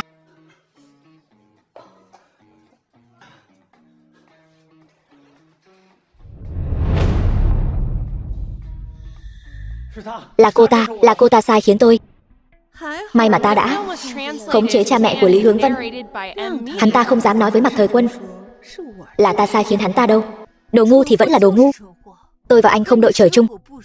Dựa vào đâu mà anh nghe lời tôi răm rắp? Hơn nữa anh không có bằng chứng. Ai mà tin anh? Cô nói với tôi con của cô không phải con của Mặc gia. Sợ người nhà họ Mặc biết sự thật nên mới bảo tôi cướp giấy xét nghiệm ADN. Thời Quân, con nghe thấy hết rồi chứ? Tất cả đều là do người đàn bà Thẩm Thanh Nhan này làm. Cô ta luôn lừa con. Bà nội, chuyện này tuyệt đối không thể đơn giản như vậy được. Lý Hướng Vân nhất định đang nói dối. Lão phu nhân, tôi cũng nghĩ Thẩm Thanh Nhan không phải người sẽ làm chuyện như vậy. Ta mặc kệ. Thời Quân, con phải lập tức cắt đứt quan hệ với người đàn bà này, nếu không bà sẽ đánh gãy chân cô ta. Bà nội, bà nhất định can thiệp vào mối quan hệ giữa con và Thanh Nhan. Vậy con chỉ có thể chọn một, giữa Mặc gia và Thẩm Thanh Nhan thôi. Con uy hiếp bà. Con vì nữ nhân này ngay cả Mặc gia cũng muốn từ bỏ sao? Là bà nội bức người trước. Đều tại hồ ly tinh ngươi. Ngươi xem ta có đánh mất mạng ngươi không? Thanh Nhan, bà nội, bà quá đáng lắm rồi. Đều là con ép buộc, bà cũng là bất đắc dĩ.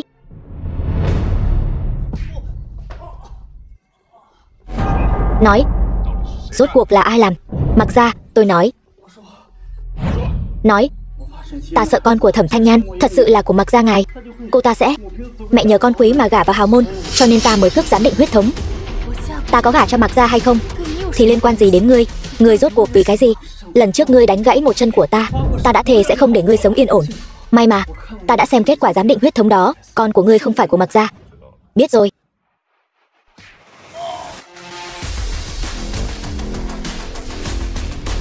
Phần đời còn lại của ngươi hãy ở trong tù mà sống đi.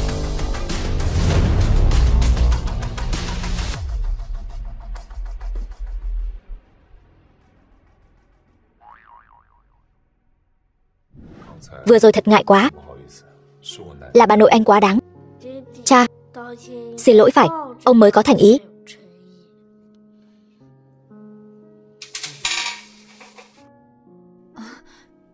Con nít không hiểu chuyện. Anh thấy nó khá hiểu chuyện. Tại sao anh ấy lại vui mừng như vậy? Cha, trán mẹ vẫn còn chảy máu. Dựa theo nhiều năm kinh nghiệm hành y của con, ba phải thổi vào vết thương của mẹ thì mới mau lành. Hôn cũng được.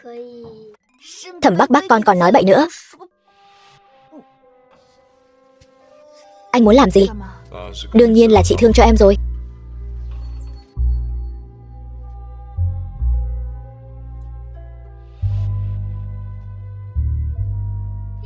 Ba hôn mẹ rồi kia.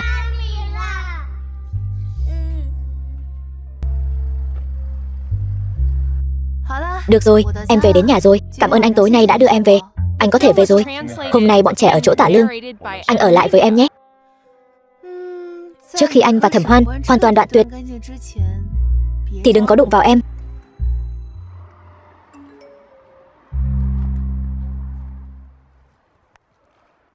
Thẩm Thanh Nhan, con gái ngươi đang ở trong tay ta. Ta đang ở trước mộ mẹ ngươi. Thẩm Hoan, ngươi muốn làm gì? Nửa tiếng sau không thấy ngươi, ta sẽ đào mộ mẹ ngươi lên. Đưa con gái ngươi, không được động vào con gái ta. Ta tới ngay. Thẩm Hoan, ngươi gọi ta tới đây giữa đêm là để làm gì? Lấy mạng ngươi. Bắt lấy nữ nhân này.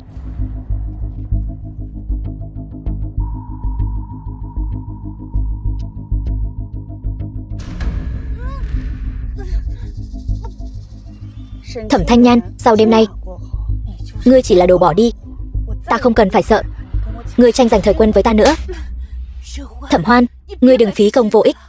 Anh ấy sẽ không yêu một kẻ đê tiện vô sỉ như ngươi. Dù anh ấy không yêu ta, ta cũng sẽ không để anh ấy yêu ngươi. Chỉ cần ta hủy hoại ngươi, dù thời quân còn muốn ở bên ngươi, thì mặc ra cũng tuyệt đối sẽ không đồng ý. Con tiện nhân Thẩm Thanh Nhan này, thưởng cho các người đó. Muốn chơi thế nào thì chơi. Kéo xuống đi huynh đệ. Các ngươi muốn làm gì? Hoan Hoan, làm vậy có phải quá đáng không? Sẽ không xảy ra chuyện gì chứ, yên tâm đi. Sẽ không có chuyện gì đâu. Cô chỉ cần đi gọi thời quân tới xem kịch hay là được. Còn lại cứ giao cho ta. Được rồi. Biểu ca. Thẩm Thanh Nhan cắm sừng anh đấy. Trần Hân Giao, em đang nói bậy bạ gì vậy? Biểu ca, em tận mắt thấy Thẩm Thanh Nhan cùng 3 nam nhân làm chuyện đó. Cô ta vừa câu dẫn anh, vừa ve vãn những nam nhân khác. Thật là tạo nghiệt mà.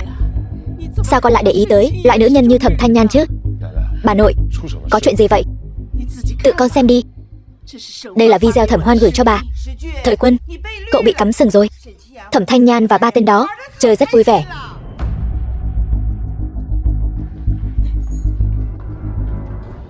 Biểu ca mau xem, Thẩm Thanh Nhan và mấy tên rác rưởi đó vẫn chưa chịu kết thúc. Đồ bại hoại môn phong. Đưa mấy tên này đến đồn cảnh sát. Hoan Hoan, sao lại là cô? Thẩm Thanh Nhan đâu? Thẩm Hoan, ngươi giỏi thật đấy. Một mình hầu hạ 3 người. Thật không thể tin nổi. Em không sao chứ? Là cô ta có chuyện. Thẩm Thanh Nhan, rốt cuộc đã xảy ra chuyện gì? Nửa tiếng sau không gặp được ngươi, ta sẽ đào mả mẹ ngươi lên, chôn sống con gái ngươi. Không được động vào con gái ta. Ta tới ngay.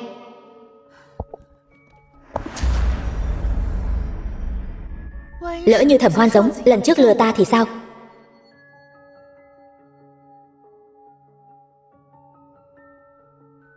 Tạ Lương, Tam Bảo ở chỗ cậu sao? 4 đứa nhỏ đều ở chỗ ta. Nhan Nhan, làm sao vậy? Không sao. Thẩm Hoan, ta muốn xem ngươi muốn làm gì. Thẩm Hoan hẹn ta ra chính là muốn hại ta. May mà ta cẩn thận, lấy gậy ông đập lưng ông. Tại sao ngươi lại làm như vậy? Thẩm Thanh Nhan, Thẩm Thanh Nhan đang nói dối, là cô ta hại ta. Đúng vậy, Thẩm Thanh Nhan nói, Thẩm Hoan và Giao Giao muốn hại cô ta. Kẻ bị bắt nạt này, sao lại là Thẩm Hoan chứ? Chủ yếu là ta vẫn luôn nói chuyện điện thoại với đại bảo của ta. Nó nói nếu ta gặp nguy hiểm, sẽ dịch chuyển tới cứu ta. Thẩm Thanh Nhan, ta sẽ gửi video của ngươi cho từng người trong Mạc Gia. Như vậy ngươi sẽ không bao giờ có thể gả cho Thời Quân. Gan to bằng trời, dám bắt nạt mẹ ta. Về chầu trời đi.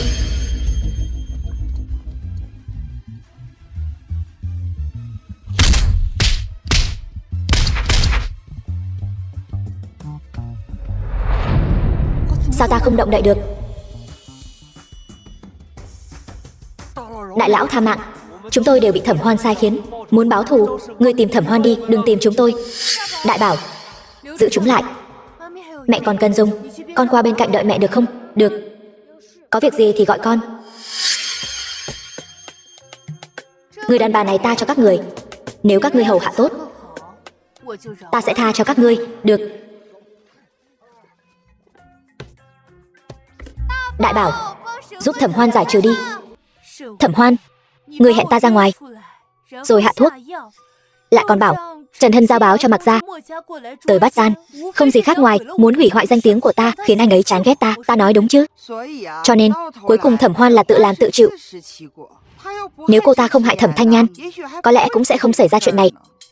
May mà Thời Quân lúc đó không cưới người đàn bà hư hỏng này. Đều tại ta ngu ngốc, còn bị cô ta lừa gạt.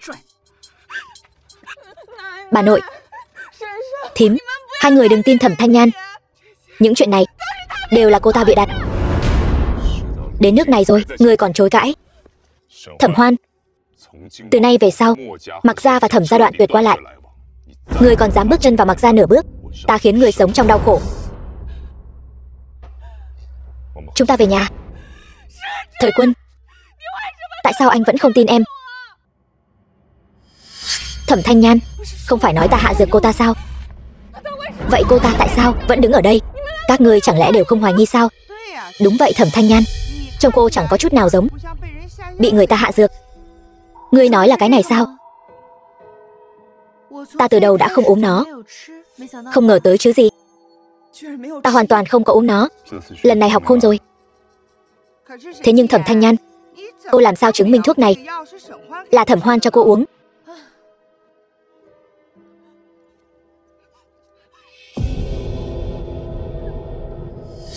Xem đi, con ngốc Thẩm Hoan này, may mà lúc đầu không vứt đi. Nếu không, ta nhảy xuống Hoàng Hà cũng không rửa sạch được. Cho nên, đây chính là một âm mưu của Thẩm Hoan. Xem ra, Thẩm Hoan còn không bằng Thẩm Thanh Nhan. Thẩm Thanh Nhan tuy rằng sinh ra mấy đứa con hoang, nhưng cô ta ít nhất sẽ không làm loại chuyện thương thiên hại lý này. Uổng công ta trước đây tin tưởng ngươi như vậy, đều tại ta mắt mù nhìn lầm ngươi. Truyền lại xuống, từ hôm nay trở đi, Thẩm Hoan không còn là vị hôn thê của Thời Quân nữa. Bà nội, đừng đuổi con ra khỏi Mạc Gia. Con biết sai rồi, lần này con nhất định sẽ sửa đổi lỗi lầm. Cút, cái thứ đàn bà bại hoại môn phong như cô, chỉ biết làm ô nhục Mạc Gia chúng tôi. Đi. Thẩm Thanh Nhan,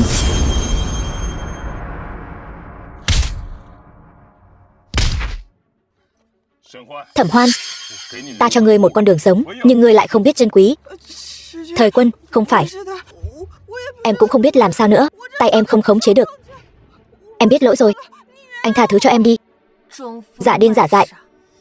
Hành vi vừa rồi của ngươi phạm tội lấy mạng người, nhưng chưa hoàn thành, ta sẽ báo cảnh sát, ngươi tự lo liệu đi. Thời Quân, đừng mà. Xin anh đừng báo cảnh sát, nếu anh báo cảnh sát, em sẽ thật sự tiêu đời. Xem như chúng ta quen biết một thời gian, xin anh tha thứ cho em lần này. Ta đã cho ngươi rất nhiều cơ hội, là chính ngươi không biết trân trọng. Giao Giao, cô nỡ mặc kệ ta sao? Chuyện hãm hại Thẩm Thanh Nhan, ngươi cũng có tham gia. Hoan Hoan, ngươi đã nói chỉ dạy dỗ Thẩm Thanh Nhan một chút, không ngờ cô thật sự muốn cô ta mất đời con gái. Trần Hân Giao, bản thân cô ta còn lo chưa xong, sao có thể cứu cô? Thẩm Thanh Nhan, cô nói vậy là có ý gì? Trần Hân Giao, về Trần gia đóng cửa suy nghĩ lại, sau này không có sự cho phép của tôi, không được đến Mạc Gia nữa. Chúng ta đi.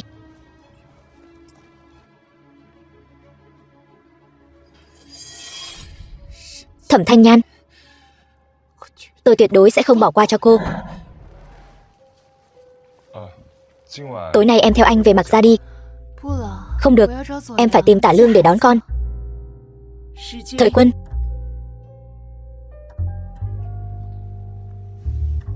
Bà giao cho con một nhiệm vụ. Con đi đón con của cô ấy.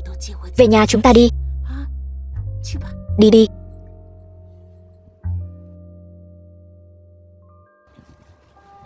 Anh đi đón con với em.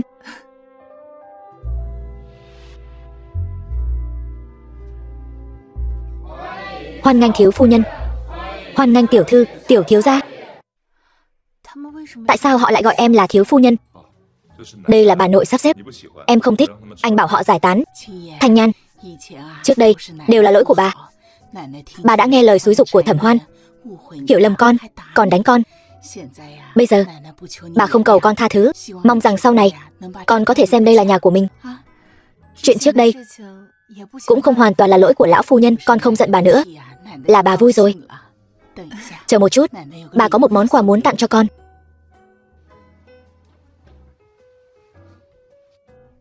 Quà? Đây chính là chuyên gia của Mạc gia chúng ta. Là trước đây Thời Quân tặng cho Thẩm Hoan, cùng một bộ, nhất định phải nhận lấy. Đây chính là ngọc bội gia truyền của Mạc gia. Lẽ ra nên tặng cho con dâu của Mạc gia. Tặng con hình như không được hay lắm. Mẹ ơi, mẹ vẫn chưa hiểu sao?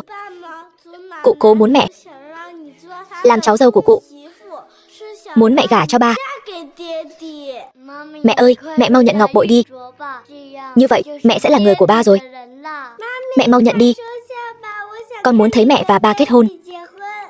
Ba và mẹ nên kết hôn rồi.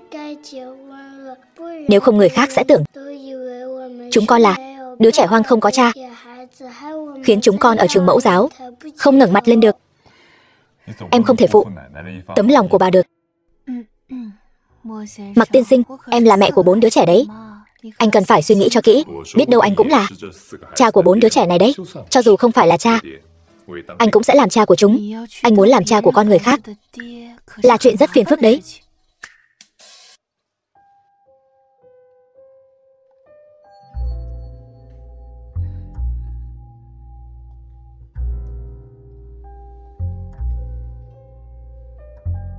Được, tốt quá.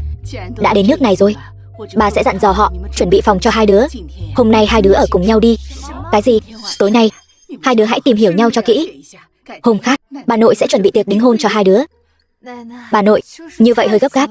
Chỉ là con và ngài Mạc vẫn chưa thân thiết đến mức ngủ chung giường. Vẫn còn gọi là ngài Mạc sao? Sau này gọi nó là Thời Quân đi. Nếu con không phiền, gọi là chồng cũng được. Bà nội nói đúng. Anh chưa từng nghe. Em gọi tên anh đấy. Lão phu nhân, cây lan mà bà bảo tôi chuẩn bị, đây là hoa lan. Bà chuẩn bị cho 2 đứa, gọi là cung tình lan. Để ở đây là hợp nhất. Cảm ơn bà nội. 2 đứa nghỉ ngơi cho tốt nhé.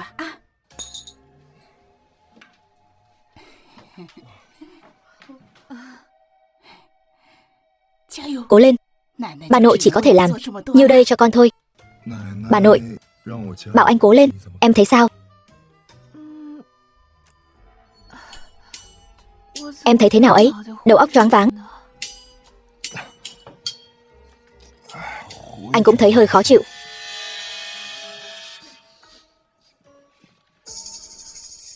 Cây hoa này có vấn đề, anh quên mất. Loại hoa này gây mệt mỏi. Bà nội cố ý. Anh có ngốc không vậy? Anh vứt hoa vào thùng rác đi. Mùi hương này chẳng phải vẫn còn trong phòng sao? Nhưng giờ anh không cử động được.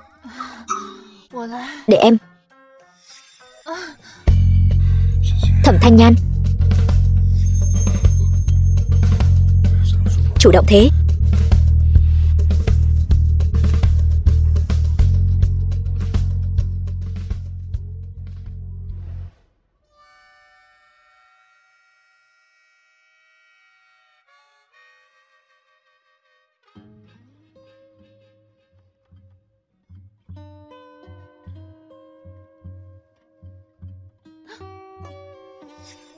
Anh thừa nước đục thả câu. Anh thừa nước đục thả câu sao? Em xem. Ai cắn đấy? Tối qua em cuồng nhiệt vậy sao? Em đang nghi ngờ chính mình đấy sao? Hay là anh giúp em nhớ lại nhé. Đồ lưu manh. Anh làm gì thế? Anh thấy tối qua chưa đủ thỏa mãn. Hay là chúng ta làm lại lần nữa? Không ổn rồi, hầm để xe đang cháy. Tự nhiên sao lại cháy được? Mọi người lên văn phòng trước đi, anh đi xem sao. Còn anh, công ty nhiều người như vậy, anh không thể mặc kệ được. Mọi người đi trước đi. Vậy anh cẩn thận nhé. Nào các bảo bối đi thôi. Đi theo mẹ nào.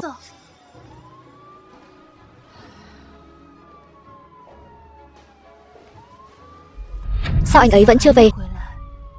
Chẳng lẽ xảy ra chuyện gì rồi sao?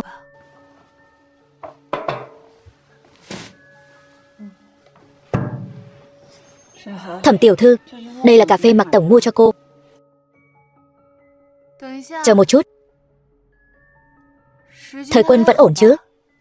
Thẩm tiểu thư yên tâm, Mạc tổng đi cứu hỏa rồi, mọi thứ đều an toàn. Vậy thì tốt. Thẩm Thanh Nhan, lần này thần tiên cũng không cứu được cô đâu. Chào anh. Thời Quân, anh đến công ty tôi làm gì? Tôi biết chỗ anh đang cháy. Tôi đặc biệt đến đây để cứu hỏa. Anh đừng có không biết điều. Không có cháy. Không biết ai đã bấm chuông báo cháy. Có thể là Thẩm Hoan. Thẩm Hoan? Thẩm Hoan không phải đã mất tích rồi sao?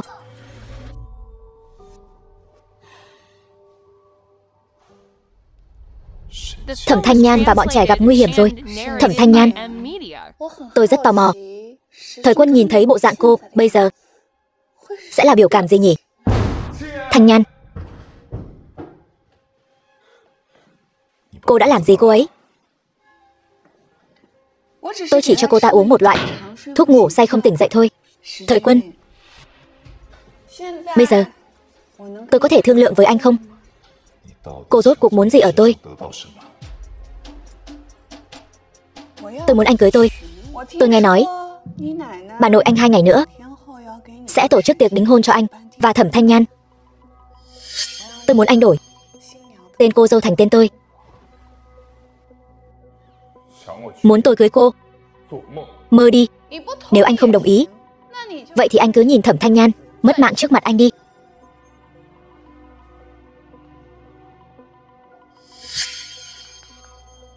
Khoan đã.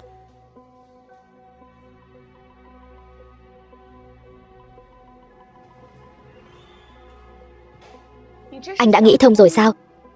Cô chắc chắn chỉ cần tôi cưới cô sẽ tha cho Thanh Nhan. Thả bọn trẻ. Anh yên tâm. Tôi tuyệt đối không nuốt lời.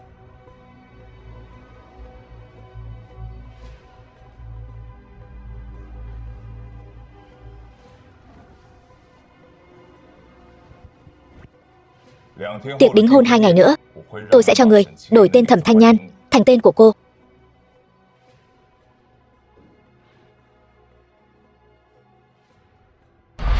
Thưa ngài Mạc, ngài có đồng ý cưới Thẩm tiểu thư làm vợ không?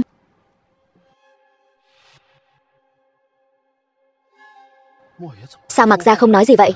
Chẳng lẽ hắn không muốn cưới Thẩm Hoan? Mạc gia trông có vẻ không vui. Hắn đối với hôn lễ hình như không mấy hài lòng. Anh ấy tất nhiên là đồng ý. Phải không, Thời Quân? Anh ấy không đồng ý. Không phải đã trúng độc rồi sao? Tại sao lại bình an vô sự xuất hiện ở đây? Người đâu? Mau bắt Thẩm Thanh Nhan lại cho ta. Đừng để cô ta phá hỏng hôn lễ của ta. Ta xem ai dám. Mau bắt Thẩm Thanh Nhan lại. Hôm nay kẻ nào dám động vào mẹ ta sẽ khiến kẻ đó lập tức biến mất.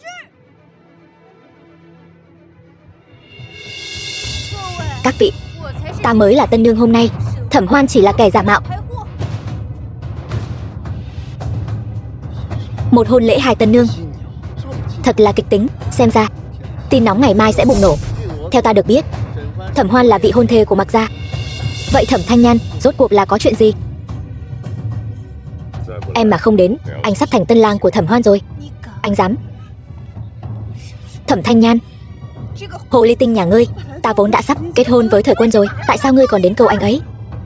Mọi người mau đến xem. Thẩm Thanh Nhan giữa thanh thiên bạch nhật câu dẫn vị hôn phu của người khác, thật là không biết xấu hổ. Giữa thanh thiên bạch nhật hôn đàn ông của ta, ngươi còn dám đánh ta? Đàn ông của ngươi, ngươi có muốn hỏi anh ấy xem Anh ấy có thừa nhận ngươi là đàn bà của anh ấy không? Người đàn bà này là ai vậy? Sao mà kiêu ngạo thế? Tuy nhiên, xem ra Mạc Gia hình như rất thích cô ta. Người xem, cô ta còn dựa vào lòng Mạc Gia kìa. Mạc Gia cũng không đẩy ra. Nếu Mạc Gia thích Thẩm Thanh Nhan, vậy tại sao hắn lại cầu hôn Thẩm Hoan? Đây chẳng phải là đang sỉ nhục Thẩm Hoan sao? Thưa các vị, người ta muốn cưới vốn dĩ là Thẩm Thanh Nhan. Hôm nay ta đính hôn với Thẩm Hoan là vì cô ta hạ độc Thẩm Thanh Nhan, ép ta cưới cô ta mới chịu giao ra thuốc giải. Còn có chuyện này nữa sao? Không chỉ vậy, cô ta còn bắt cóc con của ta để uy hiếp Thời Quân. Đúng vậy, dì ghẻ suýt chút nữa đã lấy mạng chúng con. Cái gì? Ta nói Thời Quân, sao tự nhiên lại muốn cưới Thẩm Hoan? Thì ra là vậy. Thẩm Hoan, người thật là quá độc ác. Thẩm Hoan ngay cả chồng sắp cưới của người khác cũng dám cướp, còn vu oan giá họa người khác, thật là xấu xa. Loại người xuất thân hèn kém này chỉ giỏi làm mấy trò bị ổi. Mau đuổi Thẩm Hoan ra ngoài, không xứng đáng gả cho Mạc Gia. Các người đừng nghe cô ta nói bậy. Nói tôi hạ độc cô ta, còn bắt cóc con của cô ta. Nhưng rõ ràng họ vẫn ổn, đứng ở đây. Chính là cô ta lừa dối tình cảm của mọi người. Thẩm Thanh Nhan, nếu cô đã trúng độc, tình trạng không nên tốt như vậy chứ. Cô không phải đang nói dối chứ? Các người có ngốc quá không vậy? Mạc Gia đã nói rõ ràng, các người còn dám nghi ngờ. Thẩm Hoan, cô tính toán đủ đường. Không ngờ tôi có một đứa con là thần y tuyệt thế. Cha, các con. Thời Quân, tôi đã đưa các con đến cho anh rồi. Anh tìm thấy các con ở đâu? Thẩm Hoan không phải hạ độc họ, giấu họ đi sao? Cha, độc của Thẩm Hoan không có tác dụng với con và Tứ Bảo. Sau khi chúng con tỉnh lại, liền gọi điện cho sư phụ, nhờ ông ấy đến đón chúng con. Thảo nào khi Tạ Lương ở công ty mình đột nhiên chạy đi. Cũng không biết Thẩm Thanh Nhan khi nào tỉnh lại. Cha, con có thể giải độc cho mẹ. Thật sao?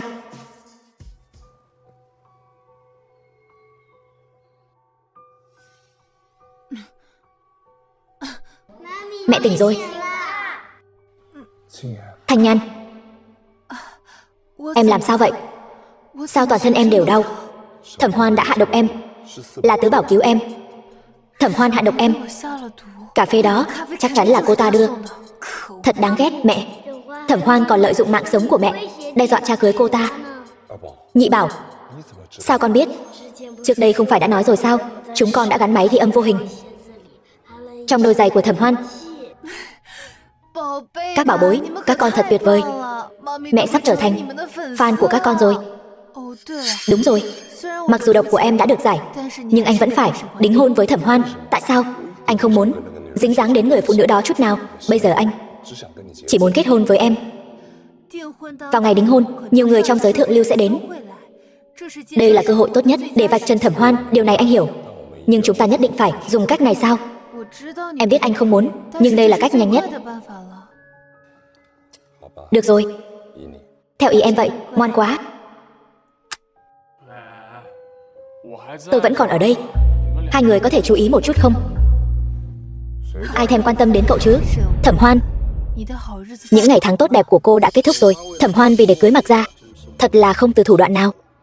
Người phụ nữ đáng sợ, thật là đê tiện vô sỉ, độc ác đến cực điểm. Sao lại có thể? Tôi rõ ràng làm rất hoàn hảo. Tại sao vẫn thất bại? Thẩm Hoan, cảnh sát sẽ tới ngay. Ngươi có thể vào tù với cha mẹ ngươi rồi. Thời Quân, lúc trước em cứu anh là anh hứa sẽ cưới em. Cho nên bây giờ anh nuốt lời, em mới làm ra chuyện sai trái như vậy.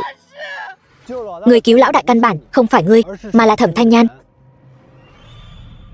Lão đại, anh bảo tôi điều tra chuyện mấy năm trước. Chuyện anh được cứu đã điều tra ra rồi. Đây là cảnh tượng đêm đó ta và Thẩm Thanh Nhan gặp nhau. Thì ra người đàn ông đêm đó thật sự là anh ấy. Lâm Quy, sao cậu có những bức ảnh này? Năm đó anh mất tích ở núi Xích Tinh. Chúng tôi dùng máy bay không người lái tìm anh, chụp được rất nhiều ảnh. Hôm qua ta về nhà lục lại, quả nhiên tìm thấy ảnh của anh và Thẩm Thanh Nhan tiểu thư. Vậy Thẩm Thanh Nhan thật sự là người mà ta muốn tìm. Đứa bé cũng là của ta. Đúng vậy, lão đại, đúng rồi. Còn chuyện Lý Hướng Vân lái xe tông ta và lấy đi kết quả giám định ADN cũng là do Thẩm Hoan sai khiến.